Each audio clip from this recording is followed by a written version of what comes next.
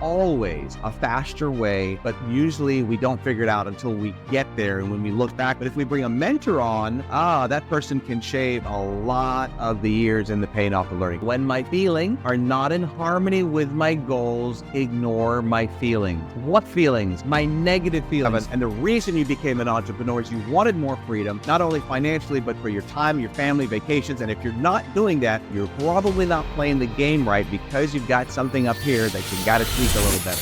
Hey, everybody. Welcome back to today's episode of the Seven Figure Dojo Secrets podcast. My name is Jennifer Waters, and I, along with my co-host, my dad, Tommy Seigler, we're thrilled to introduce our guest today, Mr. Gary Coxe. Gary, how you doing? I'm doing well. Great to be here. Sounds exciting and fun. Yeah, for sure. And for those of you who may not know Gary's actually a renowned personal growth expert. He's a life strategist. He's celebrated for his transformative programs that have helped individuals just achieve extraordinary lives through amazing personal change. If you haven't seen him, he's been featured on NBC, Dr. Phil's The Doctors for over 3 years. And he's going to be sharing his insights with us today on mindset, behavior modification, and a lot of other things. I think that his unique approach is what's allowed him to captivate such a wide audience. I mean, we're talking athletes, CEOs, large corporations, all seeking his advice on how to reach optimal performance and break through personal limitations. So we're going to talk a little bit more about how to convert maybe some of those negative thought patterns that we all have. And he's even written a book, best-selling, Don't Let Others Rent Space in Your Head. So Gary, again, welcome to the show. Happy to have you. You've done some homework. Yeah. Got to do the homework, man. Got to be the homework. Right. What you put out in, you get out, right? So yeah, let's do it. Yeah. So I mean, maybe just take us through a little bit of your journey to actually becoming this personal growth expert and life strategist. Like, what overall motivated you to even start this?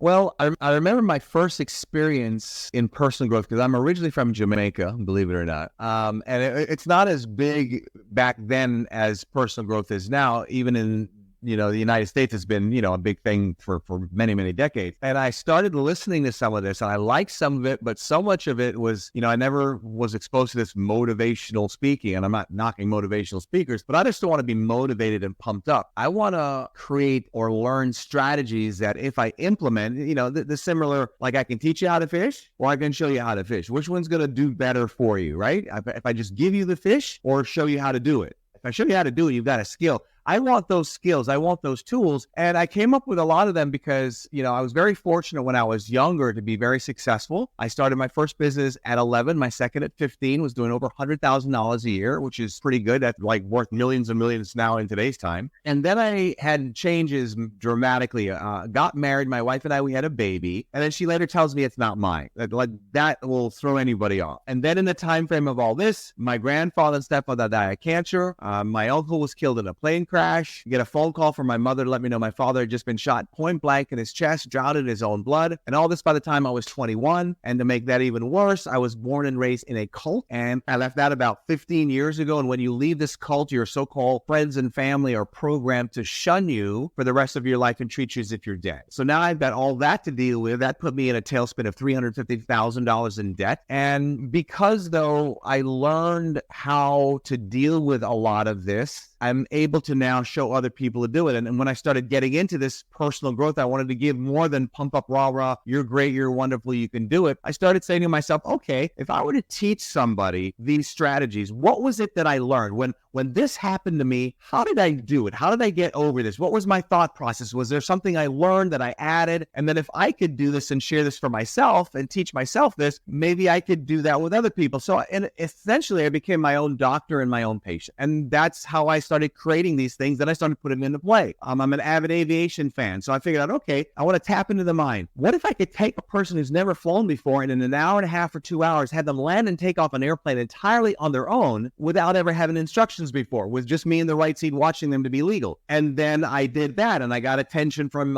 Inside Edition doing that. And then I got more attention on different shows because I'm able to do, and I don't say this arrogantly, do in 1 hour what therapists or consultants don't often do in a year, because I'm so obsessed with figuring out how to get to that next level faster. There's always a faster way but usually we don't figure it out until we get there. And when we look back and we go, oh, there's a faster way. But if we bring a mentor on, that person can shave a lot of the years and the pain off the learning curve. Yeah. That's amazing.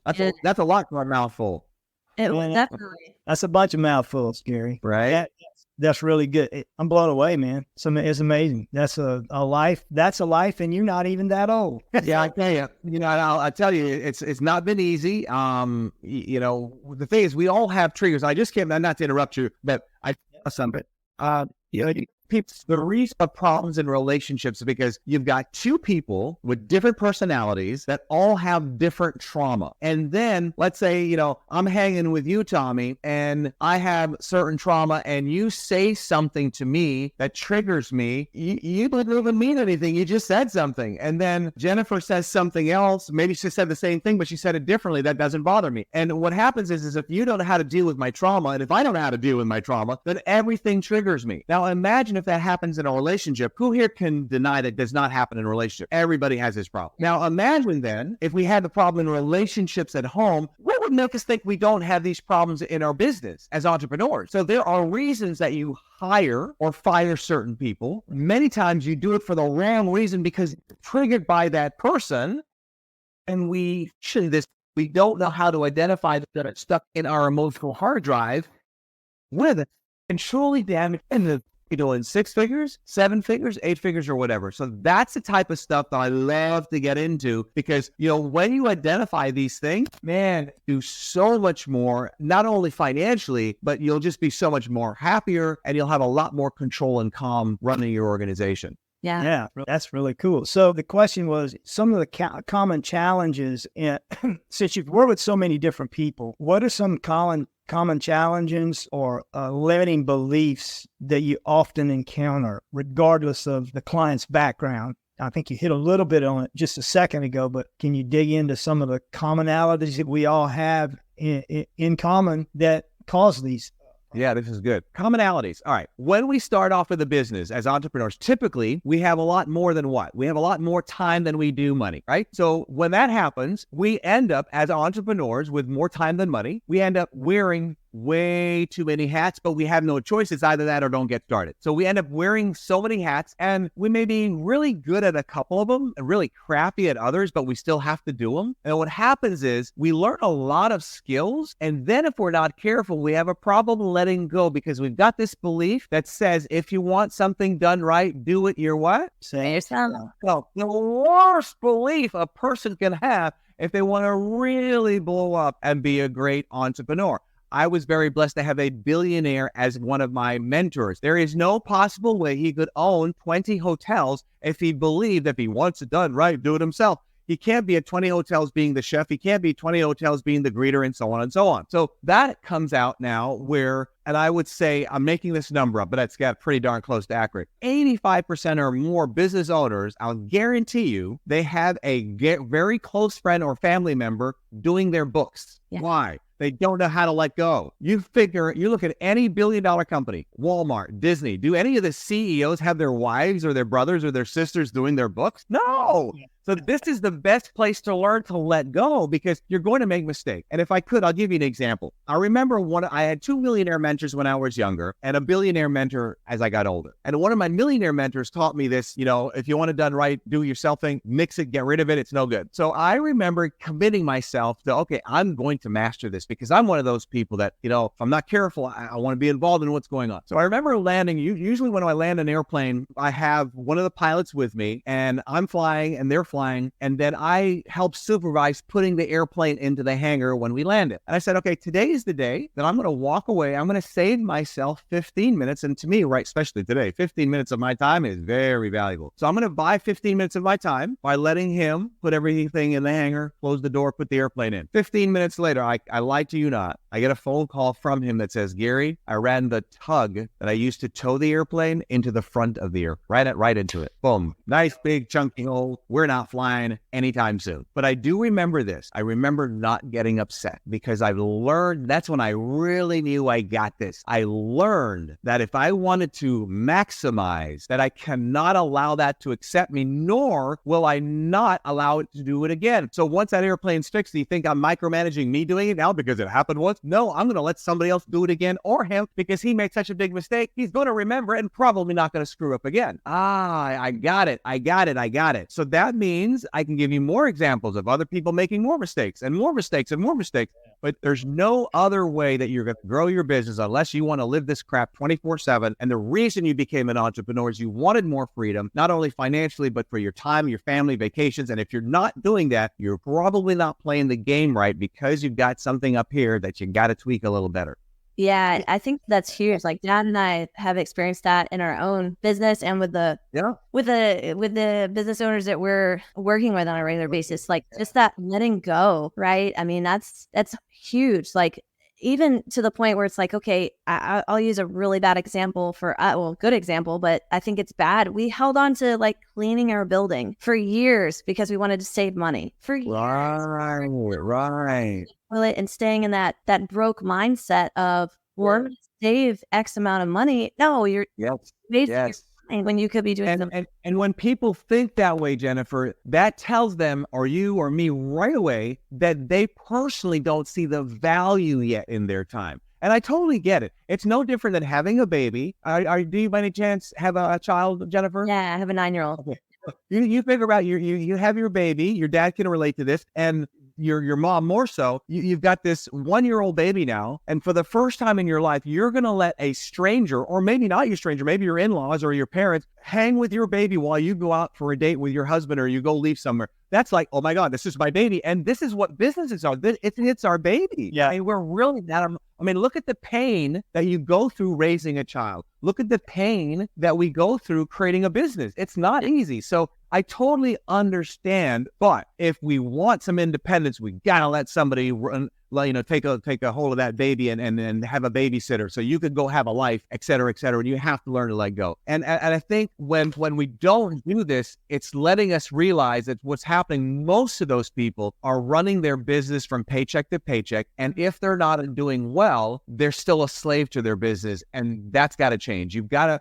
My favorite word, especially coming out of the cult, is freedom. I'm obsessed with freedom. I want emotional freedom more than anything, because if I have emotional freedom, I can attain anything. And then I take that into financial freedom. So as you're listening to this, for those of you listening to this, I want you to analyze, maybe on a scale of 1 to 10, 10 being the highest, how much true, not just when I say financial freedom, I'm not just saying having a lot of money, but how much freedom are you allowing your business to give you? And if you're not, be honest with yourself, because you can't change what you don't acknowledge. Just because you don't see the reality of things does not make it right. All right. It's there. Be honest with yourself and figure out, okay, what is it that I know I need to work on? Maybe I can't do it right now. I'm afraid, whatever. Don't want anybody to watch my baby yet. But what is it? Let's admit it. What's that one thing I can make an adjustment with, move a new chess piece somewhere where that would give me a massive amount of freedom in my life? And then what might be the steps to do that? Then we'll worry about how to do that. But let's figure out what the steps are first. Yeah, that's massive. That was huge right there. And I mean, obviously, you've gone through this extraordinary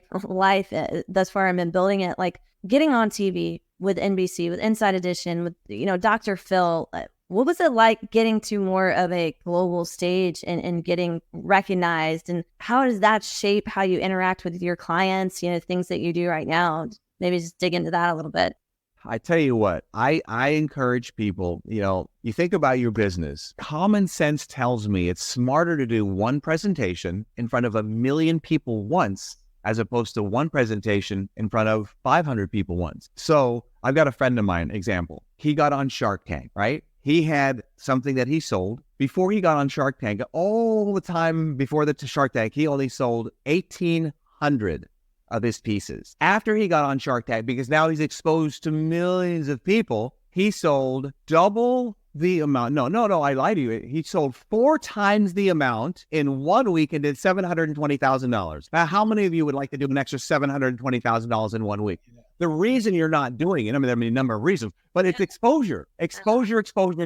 So I learned early, if I could get a lot of exposure, because again, when I started, more time than money. So I learned how the media worked. Now, what's interesting is years ago when I was on so much TV, every single day I would go out, I would be recognized. It's not as much today, but everything on TV goes online. So now you get double the exposure. And I think a lot of people think that, because they don't know how that's done, you don't don't think that way. I encourage people to think big. Big, what does big mean? Big means you, the person listening, you should think about having your own TV show. First thing that comes to mind, well, I don't know how to, right away, I don't know how to do that, as opposed to, how would I go about doing that? And then we start, well, I don't want all that attention. I don't want that attention either, but I could figure it out. If I even get the door opened, maybe they'll say, okay, how about doing 90% of the show on my staff because I don't want to be in front of anybody, and 10% me. I don't know. I'm just throwing stuff out there, but I'm showing people ways to think so you don't limit yourself. But it's a game changer. And then, these shows would put stuff on YouTube. I'd have people from all over the world call me. And before, COVID and all this stuff, I've done online coaching. I don't do as much. I don't hardly do any one-on-one anymore, but I'd have people call me from all over the world, and I would just do everything wherever I'm traveling on a computer. But yeah, you got to think bigger. You just be careful about limiting yourself. And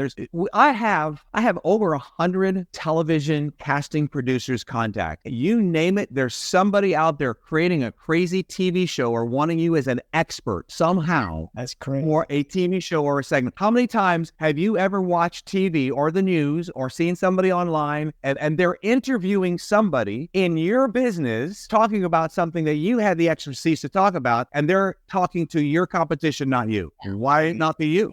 For sure. And take a guess how much it cost me to have NBC spend $1 million on my TV segments. Dr. Phil spent the same. Nada. Nothing. That's huge publicity. And here's what it also does. It creates authority. Authority is so important. It's so important. So if you have authority and people look at you and they feel that you can lead them to the promised land, lead them to the outcome they want, they're going to be a customer for you. Yeah. I mean, you obviously had to have seen an uptick from that as well. I remember before the internet, Jennifer, the phones would ring off the hook. We had to hire answering service. We couldn't handle it all. We would make up to $20,000. And this was 30 years ago, $20,000 selling cassettes, mailing them out was like, we would have hundreds. Oh, it was so exciting. It was so exciting. And now it's easier because it's digital online, right? You make it once, you rinse and repeat. So one of your areas of expertise is helping individuals break through limitations. Could you give us a story? Like, you're really good at telling stories, and that's important. Could you give us a story of someone who has had that breakthrough and how you helped them with it? Well, I've got some business ones and psychological ones. For some reason, the one lady just came to my name. Her name is Kelly. She was in Australia. And Kelly, she had been to, and this is all documented by her on video for us, she had been to over 150 doctors. She can't even tell you the amount of medication. Saw me on TV, reached out to me, and within, I think, 60 days, she was off nearly every single medication. She could not leave the house. She's leaving the house. She now does these mud racing marathons where you race through mud. And I mean, her life is totally changed. And other people on the TV shows. I had one lady on the Dr. Phil show. This was really, really crazy. Now, keep in mind, when I do these shows, and when they call me up, if I cannot reverse the person or get them to do what they have not been able to do in 5 years of therapy, if I can't get them to do it in one session with me, I won't take them on. All right. So I play the game at a really high level. This one lady, her boyfriend had 2 Rottweilers. They attacked her. He had to come in and shoot and kill them. And her body's just destroyed. It's mangled. She was put in a coma.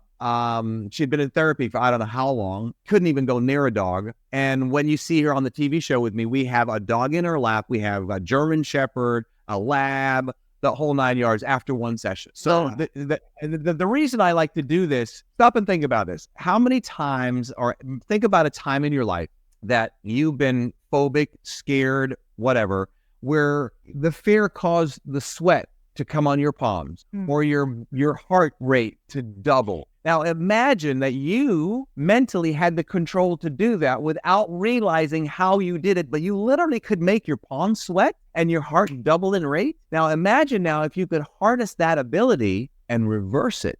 And how much control could you have? Oh my gosh, you could control your heart rate. You can control your stress. It's a game changer. That's where emotional freedom comes in.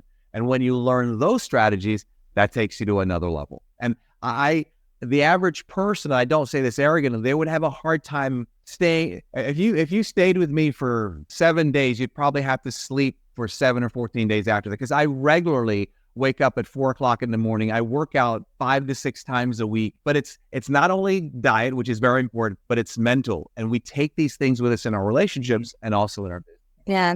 That's huge. Yeah. I mean, I'm sitting there and I'm thinking like, yeah, like there's something obviously that happened when I was a kid, because like when I was a kid, I used to hold snakes and like I would pet snakes, but something happens, I don't know, 9, 10 years old. I don't even remember what, but since then, like I don't touch snakes. I don't handle them. Like it gives it. Can we talk about that for a second? Yeah, I'd love to. I mean, let's do it. So here's what's interesting, Jennifer. Now, granted, we're talking about snakes here, but everybody has some type of a snake. So everybody has something in their emotional hard drive. I don't care who you are. If you're denying it, you're totally lying to yourself. But here's the interesting thing you said. You said, I don't know how I created this fear, because before that, I was able to touch them. Yeah. The bottom line is, I don't really care. Here's the problem. Right now, all right, I'll just make something up. Let's say this pen is the snake. You have a negative association to the pen. Yeah. If I don't care. I don't need to know how you got it. I don't need to know when it happened. You don't need to walk me through and cry your eyeballs out when somebody threw a rubber snake on you and tried to strangle your neck, whatever it is, right? All I need to know is that you have a negative association to this pen. And if I can change it to a positive association, the game changes. Wow. But here's the problem. The problem is, and here's one of my tricks. In fact, my secret sauce. When I'm brought out to do speaking engagements, I literally use a snake as an example. I bring somebody on stage who is deathly phobic without hypnosis. I reprogram them live so the audience can see the steps that I use so they can apply the information into their lives. Now, the nervous system cannot tell the difference between imagination and reality. So here's what you're doing, Jennifer, and here's what everybody is doing. Anytime you think of snake, be honest with me. As you had that conversation, sharing it with me, did you feel your heart rate come up just maybe a little bit or a little change? Yeah, right? I did. Now, so here's what's interesting. The nervous system can't tell the difference between imagination and reality. There is no snake in your room. There is no snake here. But because it can't tell the difference, you responded. And now you're emotionally digging your grave just a little bit deeper again, and you didn't realize you're doing it. And you've been doing it for the last 10, 20, 30, yada, yada, yada years. Yeah. So the problem now happens is, if you don't fix it, it gets worse in time, not better, because your nervous system keeps stacking the pain and the problem and the negative association. So I have 2 cockatoos outside. I love animals. So I've got these 2 cockatoos. So I had a dowel rod. So now we're going to take this dowel rod. Okay. And this is now a dowel rod, not a snake. All right. So I would show my bird, a piece of wood or a dowel rod. He would freak out, literally freak out. Watch this. You see all this? You see this?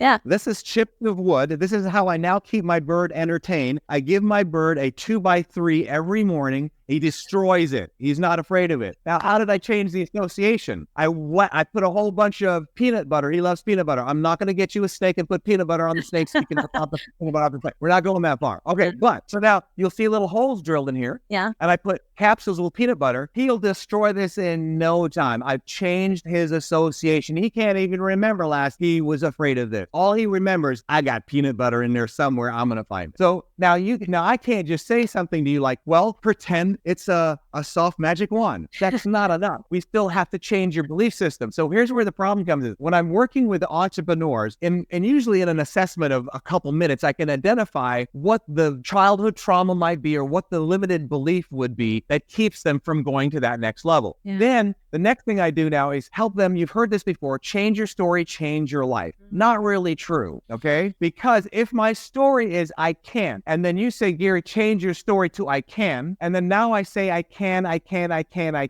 does it change my life? I can say I can till I'm blue in the face, but if I still believe I can't, then I still can't. Right. So the next stage then is change your story, believe your story, change your life. Mm-hmm. So changing your negative to positive does not change your life. It only changes a story. We can't change our life yet till we now believe the new story. Once that happens, that's where I come in with my strategies. Once that happens, that's when the game changes. And so like, I'm curious because we've talked about like these things like snakes and, fear of going outside and like, definitely all these personal things. And obviously a person is the one who operates a business. So you're taking that person and inserting them into the business. Are there specific things that you see more than others that people run into as business owners, as CEOs? Watch this. Oh, you're getting me too excited. All right, check this out. All right, here it is. Okay, we talk about stories. We talk about entrepreneurs. I have a book here.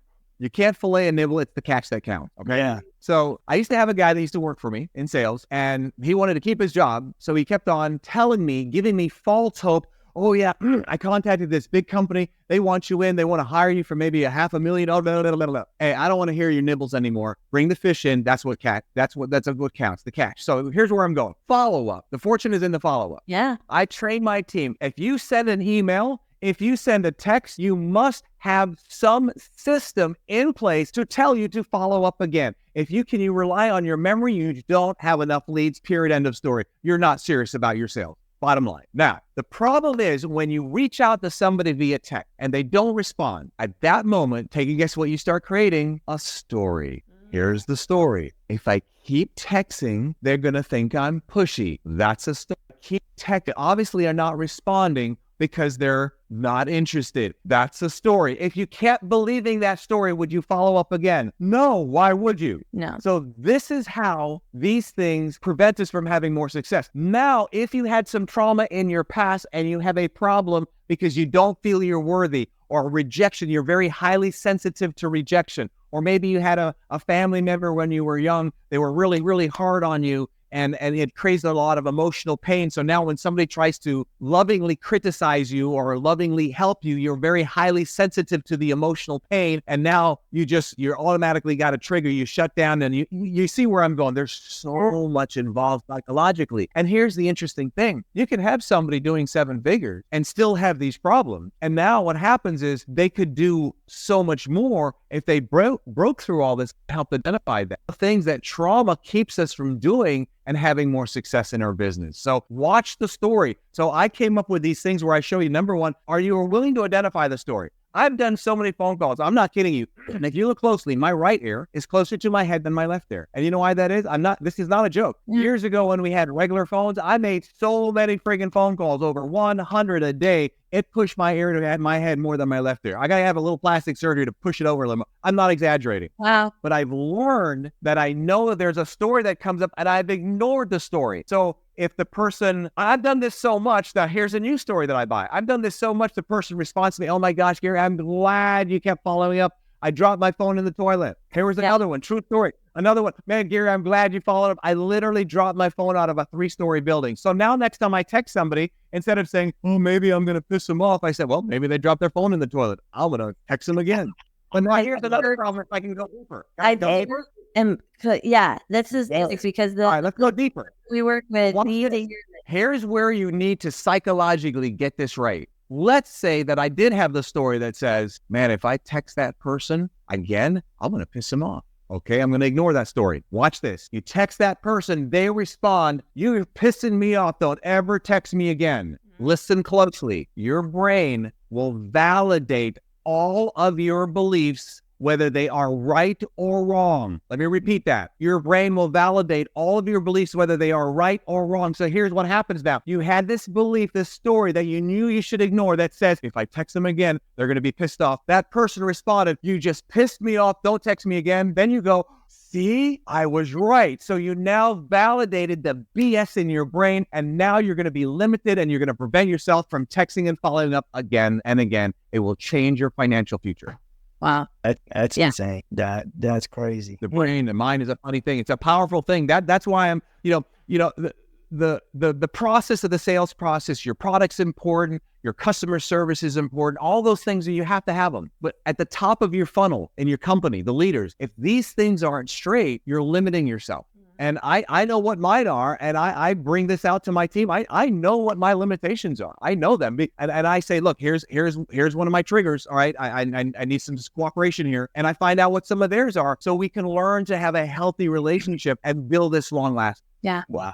So you have unloaded $1 million plus worth of stuff on us. Let's tell you. Yeah, for sure. I'm serious. I mean, this is just great. Now, I've learned a lot listening. I know things, and me and Jennifer as a team try to get things across to some of our clients and stuff. But this is going to be great because when they hear this, the validation from someone who is an expert way above where we are even is going to be telling them the same thing. It's like I'm a 10th degree black belt in martial arts. When I tell somebody to do something, I have an authority on me that, they're either looking at me and going, this old guy don't know what he's talking about, or they're looking at me going, this guy is Mr. Miyagi. Listen to him.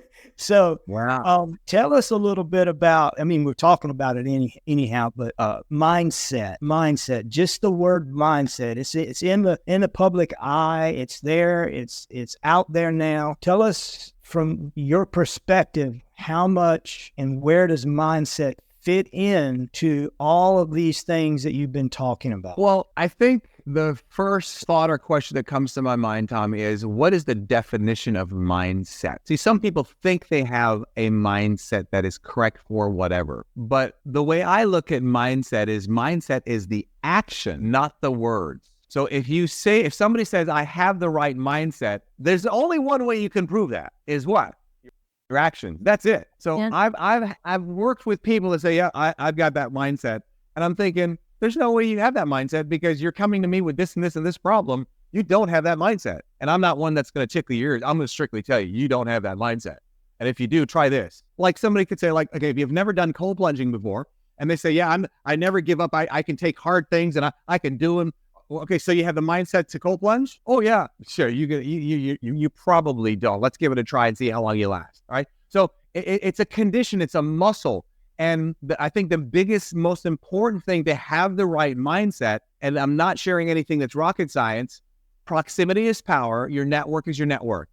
Mm-hmm. So I hang around. I am very blessed that I have friends that are billionaires. So when you hang around people who have huge, bigger problems than you do, you're in a perspective of thinking, oh man, I thought my problem was big. Yeah, it ain't nothing. And then when you see people playing bigger, that doesn't necessarily mean that you want to play bigger as them. I'll tell you right up front, I have zero desire to be a billionaire because I have too many friends that are billionaires and I'm not willing to pay the price. Period. End of story. I just don't want to pay it.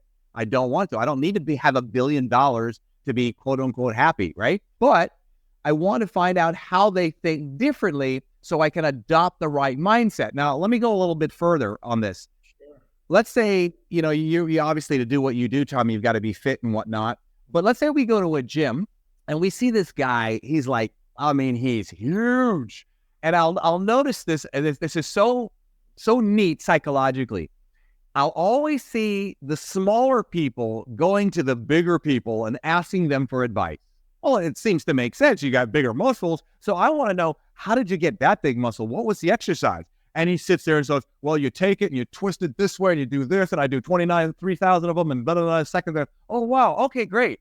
And you go and start doing that thinking you're going to get the same results. But he also didn't tell you that he works out 7 days a week. He's also on steroids. He has no ability to control his temper. He just beat up his wife last week. But that's why his muscles are really big. Yeah. So my point here is be careful who you get your advice from, because if the advice is not in harmony with your goals, your values, and beliefs, it may not be that good. Now, I don't deny that the exercise he's showing me is going to work. I'm not going to have my muscles nowhere near that big because I don't want steroids. So I don't want to do $1 billion because I don't want the necessary things that some people do to make $1 billion. There you go. So that's where mindset all plays. And I think people become too gullible. Just because I'm on TV or have books and all this type of stuff, if you're not careful in your mind, you will place a higher value on me than perhaps I deserve. And then if you're not careful, you will listen to everything I say. Then if you're not careful, you will be a sheep to the slaughter. And that's called being a part of a cult. So you got to watch it. This is where I tell people, UCS, use common sense. I have my billionaire mentor. He would give me advice. Sometimes I would not listen to his advice. He's richer than I am. I'm okay with that. I have to use my own common sense. I have to say, you know what? I'm going to take this from what he said. Boy, that makes so much sense. This from what he said, it doesn't line up with me. So I'm okay to say no to that. Yeah. Yeah. A lot of the businesses that we coach are in the martial arts industry. They're trying to build a business around their passion. And the mindset shift that they have to go through from their sensei told them, no, you can't make money from this business. It's sacrilegious to do that. You have to be in it for the love. And if you're making money, you're an evil person. There's a lot of baggage that has to be broken for them to actually to make money, because they've let that authority dictate how successful that they're going to be in their life. Example. Right. And so like what relationship do you see between breaking through those beliefs and the amount of money that you could earn? Like, have you seen this as you're working with people? Oh yeah. And it's all perspective. Like, I've got my Jet Mastermind retreat program. So, yesterday I took some of my clients and I flew them around in a helicopter yesterday, and I fly a jet and I fly an airplane, and people say, well, isn't that expensive? So I say to them, okay, do you walk to work? Typically, do you ride a bicycle? No. Well, there's somebody in Africa right now that thinks that you're like really screwed up because you can afford, and you take your money and you have a car and you drive to work, and they're walking and they have a bicycle. It's all perspective. So it's how you want to look at things. So if you think that you should only get by, I'll assure you there's somebody in the world right now that thinks you're a greedy whatever because you have a car and a house. Mm-hmm. And again, what are you really doing this for? I mean, I want to do it for the love. I mean, you can tell I'm very passionate about what I want to do and what I do. I love helping people, but I also want to be able to sleep at night. I don't want to be awake and think, how am I going to pay my bills this week? There's no money coming in. What am I going to do? I'm going to eat peanut butter and jelly sandwiches for the next 3 more months. And then are you doing it for the love of your family too? I mean, do you love your clients more than your family? I don't think you should. I mean, family comes first. You got to take care of them, right? Yeah. There's so many ways to look at this. But yeah, you're so right, because you'll automatically in your mind place a higher status on somebody if you give them more, privilege in your mind than they deserve. And you should not do that. That's where you have to use common sense. Yeah. Do you feel like that there's red flags or things that people should look out for when they're following someone to just go, wait a second, that advice doesn't speak the same way? Like, what do you think that is? The biggest red flag is if you had somebody that does that, okay, it's the ability to communicate. So let me give you an example. Let's say that I'm trying to give you some advice about your business, and then you tell me and you explain to me, but Gary, okay, let me back up a little bit. This is why I like to refer to myself many times as an advisor. Because if I give you advice, like let's say, Jennifer, you're the president of the United States. You have an advisor by the name of Tommy, your dad. You've got an advisor, your friend Gary, and you have a situation and you bring in your advisors. What are we going to give you? We're going to give you advice. And then what do you do with the advice? Give me the answer. What do you do with the advice? Make a decision. You make a decision based on who? Based on the advice that you've given me and myself. Yeah. Bottom line, that's it. So then, if I give you some advice and then I get to know your 2 things, your values and beliefs, and then the moment you say, so I give you the choice, I say, do you think this is something, here's the advice I'm going to suggest. I suggest you do this, this, and this. What do you think? Well, Gary, because of blah, blah, blah, blah, blah. And then I'm going to say, okay, I respect that. And then you don't take my advice. Now, on the other hand, I might say to you, Jennifer, I think that's stupid. And then I want you to look at it again and say, okay, is this really stupid or should I change my thinking? And if you still choose not to change your thinking, I'm going to accept that. But a good coach or advisor gives you the ability to say no, only though, not no because you don't want to do it, because there's a lot of things your coach or advisor will tell you to do that you just don't want to do because you have that phobia of the snake or whatever, right? Now that's a different reason for saying no, right? So at that point, then you need to put that away, knowing if this is the truly right thing for you and this is what you want to become, then you need to put those limitations away. Then I'm going to buckle up on you and tighten up on you. Yeah. The right person gives you the ability to kind of bounce forward, back and forth. The right coach or advisor understands and knows your belief and value system, so they're not conflicting against that. Yeah, that's awesome. That's really good. So, Gary, you've given us a lot. I mean, this is amazing. We got a whole seminar going here. I'm telling you, it's cool. Practicality. Because I know, you can talk about a lot of different things. Like, for instance, you mentioned cold plunging a little while ago. Well, I used to have a lot of arthritis in my hands, so I researched the cold plunging. I hate cold.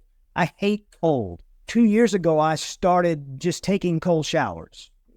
Cool showers, then cold showers. And I said, I got this. I worked my way down, and for the last 2 years plus, I made my own cold tub. Wow. It's set 32 degrees. I have to clunk ice out of it. I get in it every 7 and 8 o'clock. It's changed my life. 100%. And I tell people this, they go, well, that's you. I can't do it. And I'm going, well, I couldn't do it either. That was a limiting belief that I had. I had a problem too. And what is this all about? It's all about finding the pain or finding the problem and finding a solution to it. Now, man, if I knew how to play a piano, I can type better. Right. Right.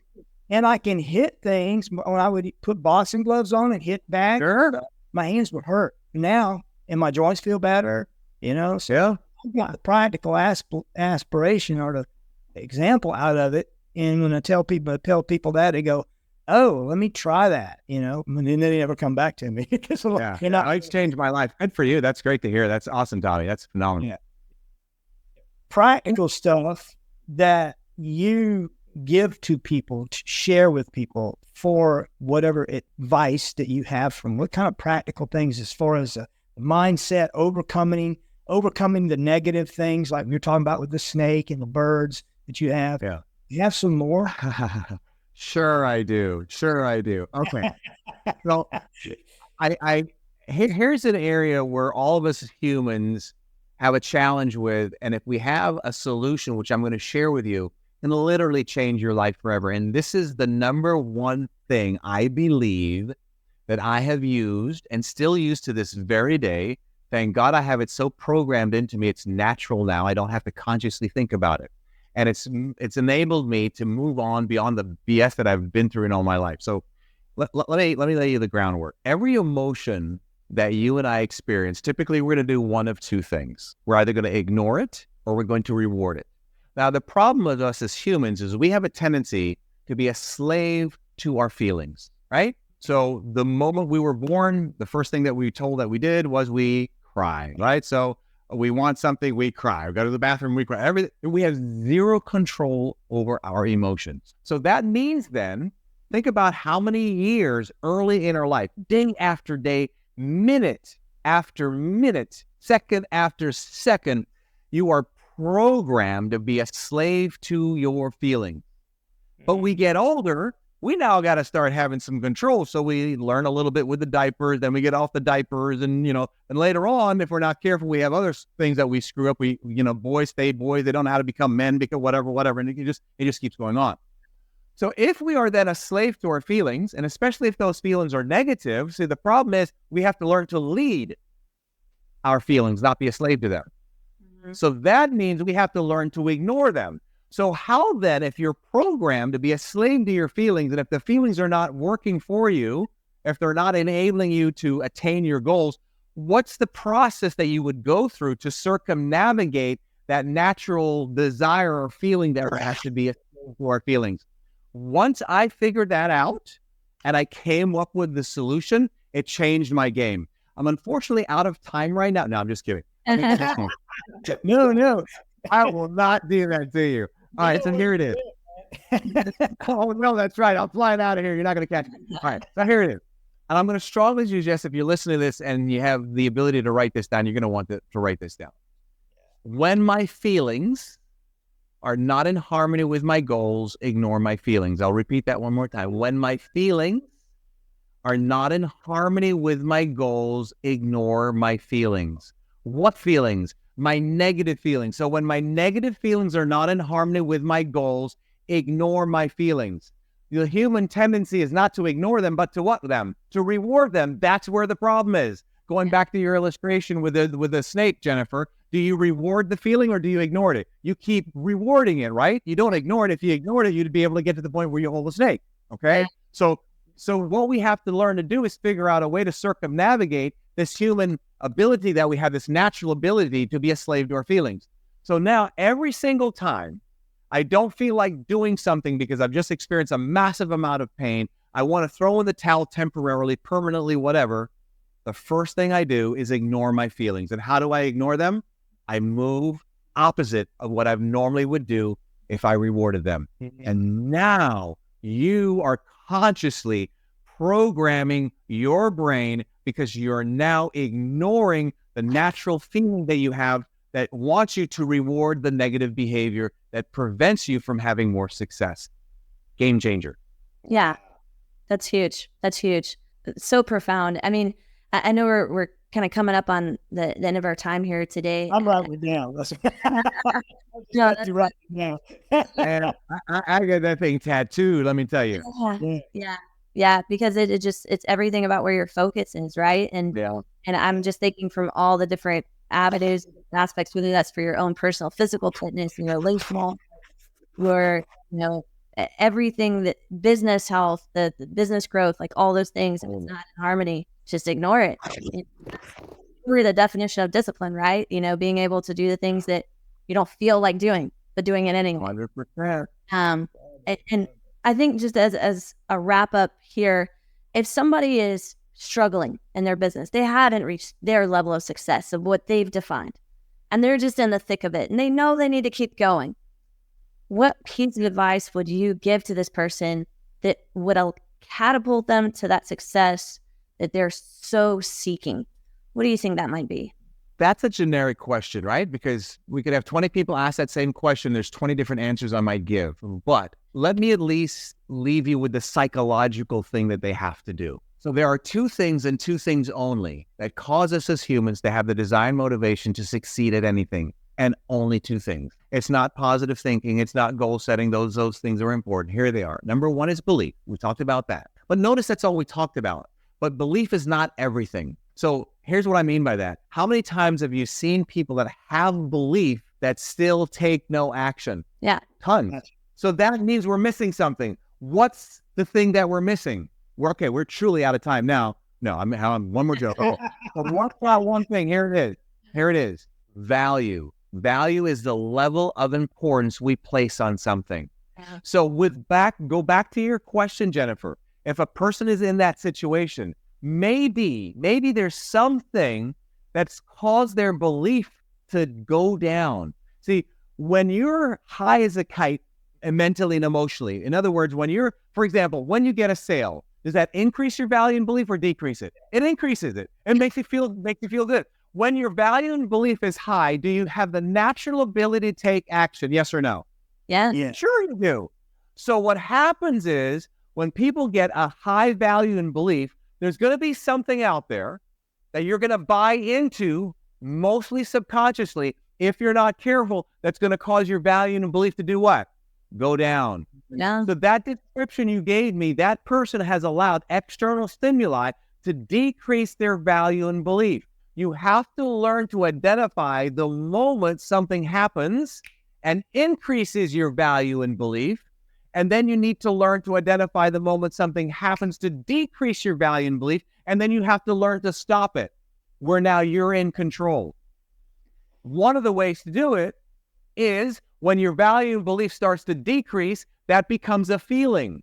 When your feelings, your negative values and beliefs are not in harmony with your goals, ignore your feelings. So that's how you stop the negative value and belief from decreasing. That is one of the biggest things that you can do to interrupt and stop that and hold it until it goes back up or you get it back up. And that's a whole nother process right there. Yeah. But that generically is how I would answer that. So then, if I'm not motivated today, it's not because I kicked the dog or the dog kicked me or because somebody sent me a nasty Instagram or da-da-da-da-da-da. I allowed that nasty Instagram to decrease my value and belief. And now my responsibility, I allowed it to suck me dry in that moment. And when you learn to take responsibility, you don't even look at that person. You don't go, I can't believe what they said. No, you obviously can because you've allowed it to alter your value and or belief system. So every morning, this is one of the reasons I wake up very early, right? I wake up very early because my belief system and my value system is so high. And I'll notice one thing. the lower my value and belief system is, the later I wake up. The higher my value and belief system is, the quicker and earlier I wake up. For example, if I say to you, next week, do you think it's possible? Let's say you both have to do 5 days worth of work in 5 days. But I say to you, you know what? I'm coming up to Augusta, picking you up in the jet. I'm going to pick you up at 4 o'clock Thursday morning to go to the Bahamas for 4 days with me. Do you think you could do 5 days worth of work in 3 days and be ready at 4 o'clock in the morning on Thursday? Yeah. Why? Yeah. What increase?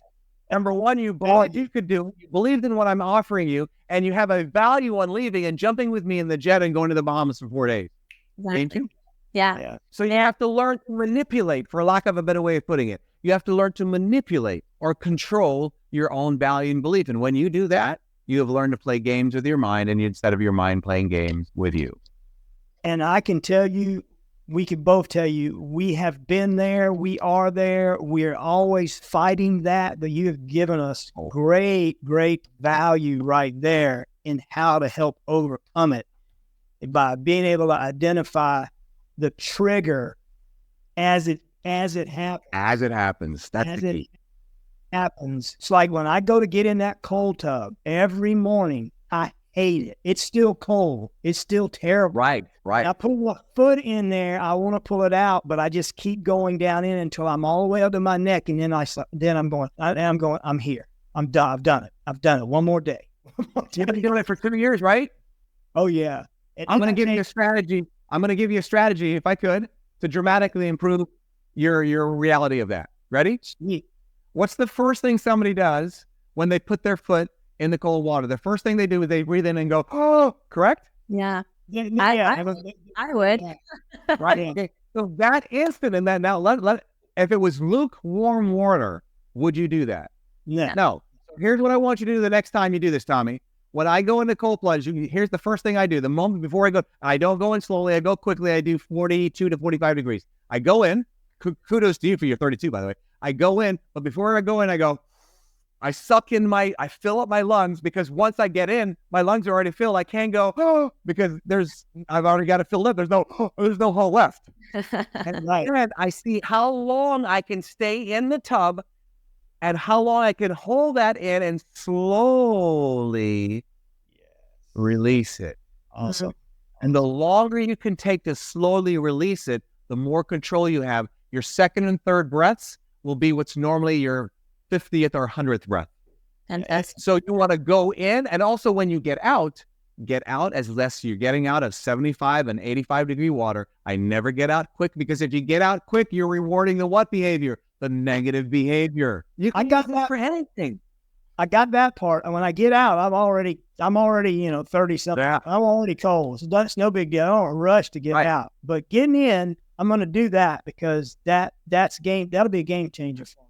Oh yeah, because you're automatically, again, you know what's coming. Right. So you're going to suck in, and then your goal out. Once you're in, try to hold the breath and slowly let it out. And you're going to find that's really difficult. But that's when you're going in and out too much. I don't buy that stuff, because you're not in control. If you're in lukewarm water, you would not do that. You would breathe low. Play with that. You'll have fun with it. Yeah. I like that. That's cool. Well, Gary, this has been a lot of fun today.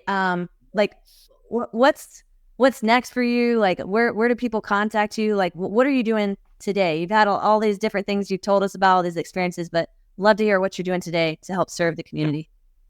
Oh my goodness. Well, I'm spending, this has been real. I've really enjoyed this. You guys are on target on stuff. I can tell where you're at in your business and your level mentally. This is really cool. The mom, dad, the daughter, dad thing is just beautiful, beautiful, beautiful. May you continue to appreciate that. I have an online program we do 1 week a month, where I show people how to create organic leads and more sales, and how to do it for free. We have a program. It's a jet mastermind, where people come with me. They meet me in Central Florida. We jump in the jet for 1 day. We go to the Bahamas at Sandals Resorts. They've been my sponsor for 20 years. And they have an entire day to do this with me, to pick my brain and have me work with them on strategies in their business, find out what's going on in their head. And it's just something I'm obsessed with. So I love the Caribbean. I love flying jets, and I love helping people. So I put them all three together, and we've come up with a great, jet mastermind retreat. Wow. Awesome. the best place to find you at GaryCoxe.com, or where's my... Yeah, Gary, with the NCOXE there, or any of my social media. We're heavily on social media, Instagram, Facebook, even TikTok, and blah, blah, blah, all that fun stuff. Awesome. Well, Gary, thanks again so much for being with us on this episode of the Seven Figure Secrets podcast.